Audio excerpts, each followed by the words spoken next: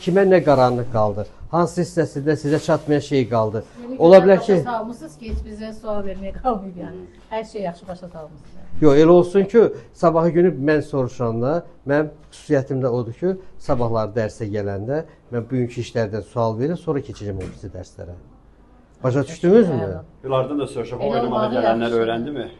Bu biraz baxırdı, onlar təzə gəliblər, onlar heç bilmirəm nə dərəcədə götürdülər. Əgər yenə də deyirəm, məndən inciməyin, heç bir kəs məndən inciməsin. Mən də bir valideynim, mənim də sizin kimi övladlarım var, üzr istəyirəm hamınızdan. Övladı evdən çıxardırsan ki, get sənət öyrən və yaxud get oxumağa. Evlad gedir, instituta qəbul olursa gedir, oxumur, deyir şey, pulunu verib yazdıracaqlar. Nə olacaqsa bir tərif qiymətimi alacaqım. Amma evdən çıxan, oxumayan uşağı sənət alınca göndərirlər. O uşaq gedir orada yatır. Nəyə görə yatır? Deyir, hələ atam dalımdadır. Başa düşürsən, bu arxayınçiliyi özünüzdən yığışdırmalısınız. Özünüzə güvən yaratmalısınız. Ona görə də həmişə böyüyün sözünə qulaq asmalısınız. Valideyn səni evdən göndəribdir, elədirmi? Sənə indi belə pis çıxmasın. Bəlkə də harada nə işləyir, ağır işlə işləyir, yüngül işlə işləyir, nə işləyirsə, Allah əziyyət çəkir sənə görə. Nədir, oğlum gedir ora, oranın mən haqqını verim, oğlum orada bir şey öyrənsin, gəlsin.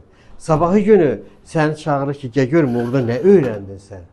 Sən gəlin onun qabağına çıxmağı bacarasan. Valideynin zəhmətini həmişə qiymətləndirəsiniz. Müəllim. Buyur. Bir də olar. Buyur. Neçə dənə yemək bişirə bilirsiniz? Neçə dənə yemək var? Bişirə bilirsiniz? Neçə cür yemək bişirə bilirsiniz? 13 yaşı vardı, bu suala verə bilər. Sən bizim mən balaca tələbəmizsən. Sən o şeyləri, mən onu sənə izah eləyə bilmərəm. İzah eləyə bilmərəm, mən neçə dənə bilirəm. Mən, Sən neçə dənə bilirsən? İşte. məsələn, hasını bilirsən, de görüm. Çıxır yox. Yəni burada bişirdiklərimiz. Bilmirəm, bir şey de yenə görüm. Nə? Buğlama. Buğlamanı nətər eləyirsən? Buğlamanın birinci atdır da mənim turşusuz. Yox, elə şey yoxdur. Mənə düzgün tarif elə gəlir. Yadımdan Meyli dəftəri var, oradan Bax, yazıb. birinci, qoyun əti doğranır, buğlama hansı hissəsindən elənir? Qol hissəsində. Sonra hissəsindən elənir. Bel hissəsi. Yadımdan. Deməli, buğlama eləmək üçün, buğlama eləmək üçün qoyunun maçalarını və qollarının maçalarını götürürsən, plus boyun hissəsini götürürsən.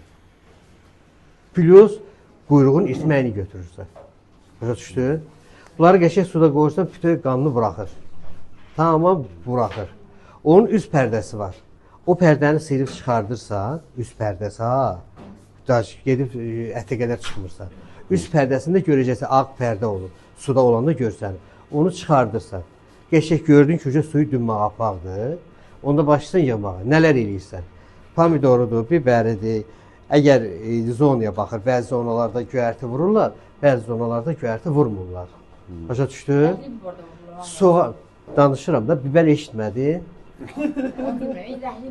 Rəkli biberdir. Rəhli, məsələn, Moskva ətrafında, Moskva, Rusiya zonasında, belə götürək də, orada təkcə qırmızı biber vururlar.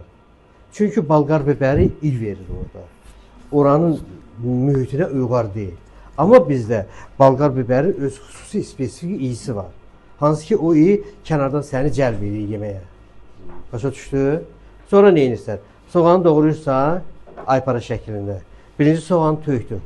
Üstünə pomidoru doğradın, tökdün. Onu da fal-fal eləyirsən. Başa düşdü? Onun üstünə doğrayırsan, biberi aypara şəklində doğrayıb səpirsən.